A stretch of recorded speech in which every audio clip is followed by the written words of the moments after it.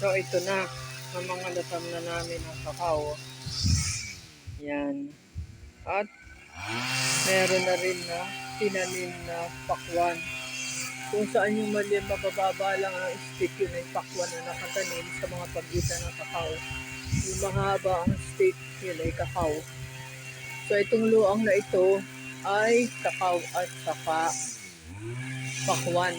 Madali lang naman ang pakwan.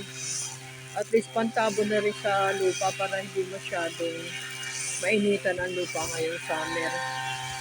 At hindi masyadong mainitan ang mga puno ng kakao. Cover na rin sa kanila.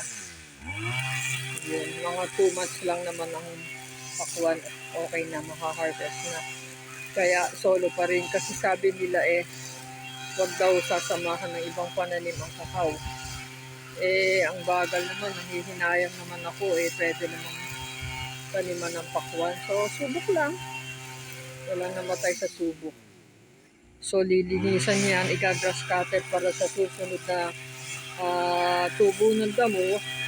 Yun na yung gagapangan ng pakwan. At the same time, doon na iibabaw yung mga bunga niya.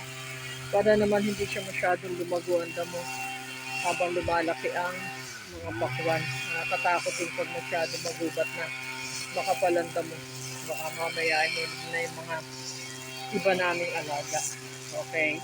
Yun lang.